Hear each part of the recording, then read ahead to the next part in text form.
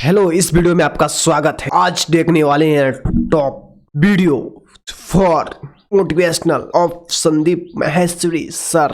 तो let's start. Car किया जिन्होंने मुझे मेरा समय देकर वादा है मुझसे ऐसा भी समय लाऊंगा एक दिन कि मिलना पड़ेगा उसको मुझसे मेरा समय लेकर। कार से ज्यादातर मेरे सेशंस में एक क्वेश्चन है जो बड़ा कॉमन है। लोग पूछते हैं कि सर जब आपकी वीडियो देखते हैं तो बड़े चार्ज अप हो जाते हैं, मोटिवेट हो जाते हैं, बाद में बैक टू नॉर्मल लाइफ। ऐसा क्यों होता है? ऐसा इसलिए होता है क्योंकि तुम्हारे अंदर प्यास ही नहीं है। कड़वा है लेकिन सच है। भूख ही नहीं है। क्यों नहीं है? वाई क्लियर नहीं है। बहुत कुछ रीजन है। तुम्हें कुछ एक्चुअल में करने की जरूरत ही नहीं है। तुम्हें बैठे बैठे तुम्हारे माँ बाप खिला रहे हैं, इसलिए वो मोटिवेशन टेम्पररी है। Yes sir. एक्चुअल में आपके अंदर से डिजायर नहीं आ रहा है, एक्चुअल में कोई जरूरत नहीं है। बस मेरी वीडियो देखिए और चार्ज अप हो गए, बन के तो माइनस में चले गए।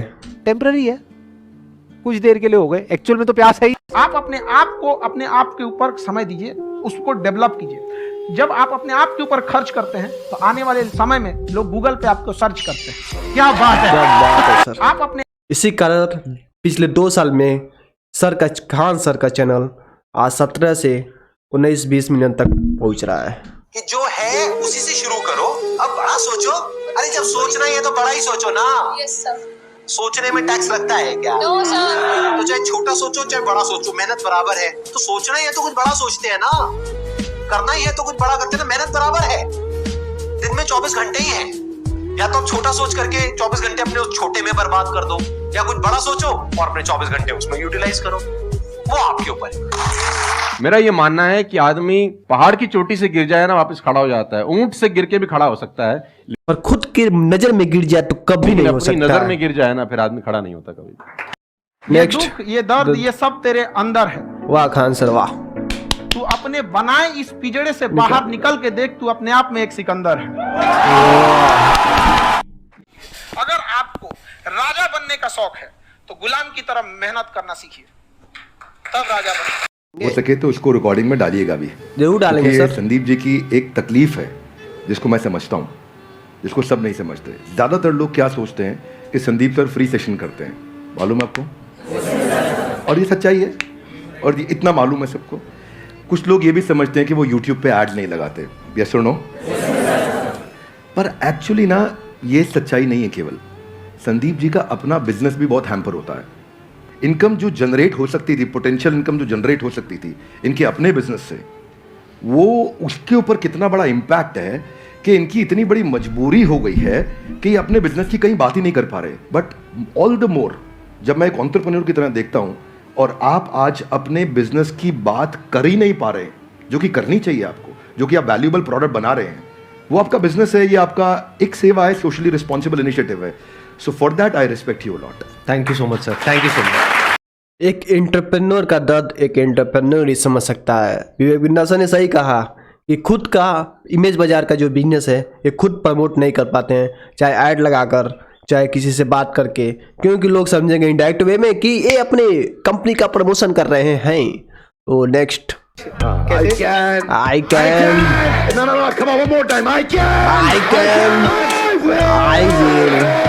will dance back.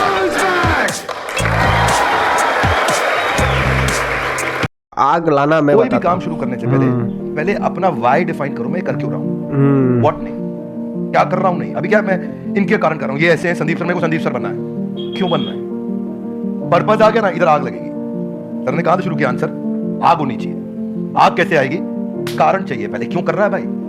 Jin organisations ने, जिन एम्प्लॉइज ने, जिन लीडर्स ने वाई सॉल्व किया है, उनकी कंपनी के सारे एम्प्लॉइज ने, उनकी पूरी कम्युनिटी ने उसका हाउ और व्हाट अपने आप अचीव कर लिया है। ये कैसे करना है, क्या करना है, मुश्किल नहीं है। ये क्यों करना है? आग सीने में चाहिए, पीछे नहीं चाहिए। पीछे लगाकर तो जल जाएगा, सीने में लगाकर तो इतिहास बनेगा। लाइफ में सब एंजॉय करिए, पर अगर उसको जानते हुए करोगे कि परमानेंट नहीं है, तो जैसा मैंने कहा वो यहाँ जाएगा नहीं।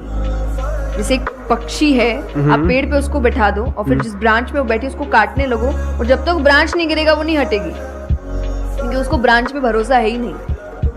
उसको पता ये रहेगा ना, उसको अपने पंखों पे है कि वो जैसे ही गिरेगा मैं उड़ जाऊंगी।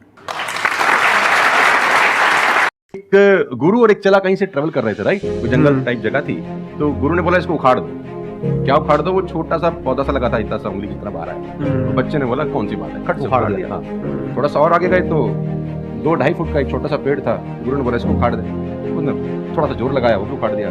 फिर 4-5 फुट लंबा पेड़ था। गुरु ने बोला अब इसको उखाड़ दे। थोड़ी सी उसको मेहनत लग रही, लेकिन उसने फाइनली इसको भी रिमूव कर दिया। अब एक बरगद का पेड़ था करीब 20 फीट ऊंचा। गुरु ने बोला अब इसको उखाड़ दे। बोला महाराज कैसी बातें करते हैं, कैसे उखाड़? बोले यही सिखाना चाह रहा था कि एक बार जड़ें गहरी हो जाए ना तो उसको उखाड़ना बहुत मुश्किल होता है। सबसे पहला श्लोक जो श्रीमद् भागवत में आता है वो भगवान का स्वरूप बता रहा है।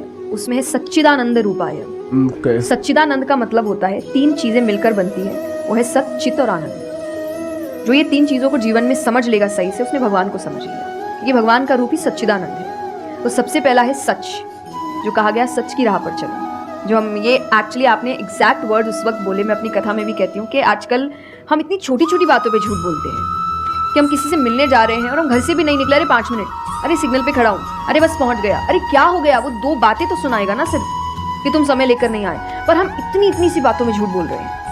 ये हमें लगता है कि कोई बड़ी बात नहीं, पर ये बहुत बड़ी बात है कि आप इतना भी सच का सामना नहीं कर सकते, और फिर हमें लगता है कि हम लाइफ की जो प्रॉब्लम्स है उसका सामना कर लेंगे, खुद के सच का तो सामना कर नहीं पा रहे हैं। जिंदगी का सच सामने आएगा तब तो बैंड ही बज जाएगी पूरी, क्योंकि वो कठिन है।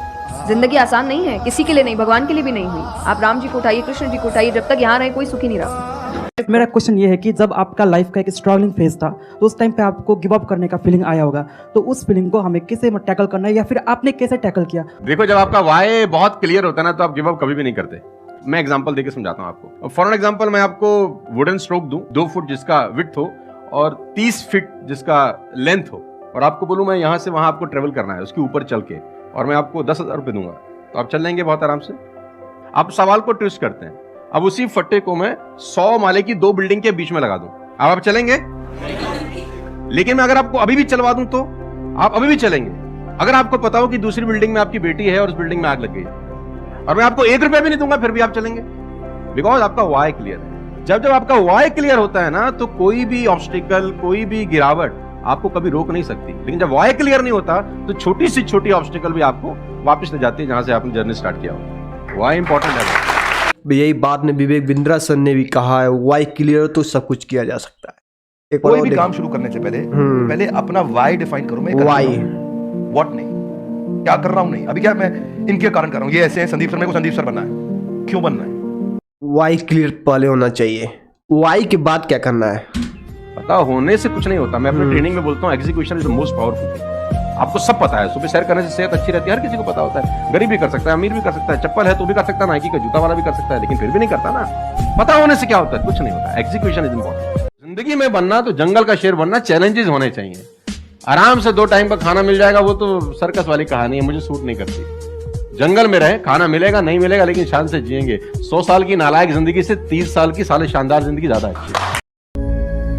माइंड की प्रॉब्लम पता है क्या है कि अगर आपकी लाइफ में सब कुछ परफेक्ट भी हो रहा है, लेकिन अगर एक कहीं पर कोई गलत थॉट आ जाए, सिर्फ एक, ये क्या हो गया, उसके बाद क्या होता है? ये बात आप देख पा रहे हो? अपने माइंड से रिलेट करना। जो आप चाहते थे वो सब हो गया, वैसा ही हुआ जैसा आप चाहते थे 5 साल पहले, 10 साल पहले, सब कुछ हो गया है, लेकिन कहीं कुछ गलत हो रहा है। माइंड वहीं पर अटका पड़ा है। जो हजारों लाखों चीजें सही हो रही है वहां पर हमारा ध्यान नहीं है। माइंड की यही प्रॉब्लम है।